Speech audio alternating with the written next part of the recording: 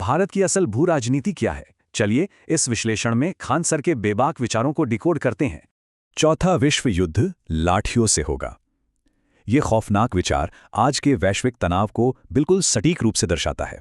उनका मुख्य तर्क है कि सफल देश कठोर यथार्थवाद अपनाते हैं, जबकि भारत अक्सर ख्याली आदर्शवाद में उलझा रहता है।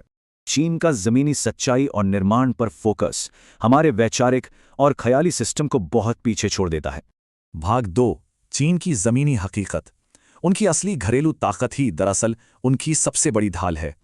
भारत में अंग्रेजी का जुनून रुकावट है, वहीं चीन मंदरिन और अनुवाद तकनीक के दम पर आगे बढ़ रहा है। सोचिए, 70% भारतीय छात्रों की ऊर्जा और क्षमता सिर्फ अंग्रेजी भाषा सीखने की जद्दोजहद में ही बर्बाद हो जाती है। इसके अलावा समान शिक्षा प्रणाली और कारखानों में महिलाओं की भारी भागीदारी चीन को बहुत बड़ा यथार्थवादी फायदा देती है। भाग 3, वैश्विक कूटनीति। इस बिसात पर महाशक्तियां अपने स्वार्थ के लिए मोहरों का इस्तेमाल बेहद बेदर्दी से करती हैं। जरा सोचिए, बड़ी महाशक्तियां पूरे क्षेत्रों को अपने इशारों पर नचाने के लिए प्रॉक्सी देशों का कैसे इस्तेमाल करती हैं। सच कहें तो नाटो जैसे पुराने गठबंधन कमजोर पड़ रहे हैं और देश सिर्फ अपना फायदा देख रहे हैं। भाग 4, पाकिस्तान की विफलता। स्रोत ने 1947 के विभाजन के बाद से पाकिस्तान की कड़ी आलोचना की है। यथार्थवाद छोड़कर सिर्फ धार्मिक विभाजन की नींव पर खड़े होने का नतीजा ही आज पाकिस्तान का ये ऐतिहासिक पतन है।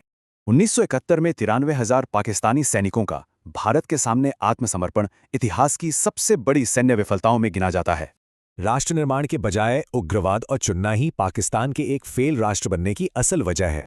भाग 5, भारत की आंतरिक चुनौतियां।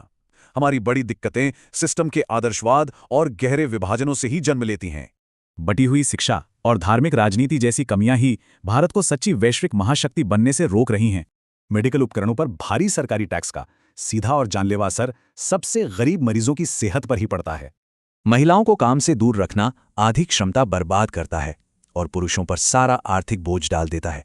तो अंत में सबसे बड़ा सवाल, क्या सच्ची महाशक्ति बनने के लिए इन कड़वी सच्चाइयों का डटकर सामना किया जाएगा?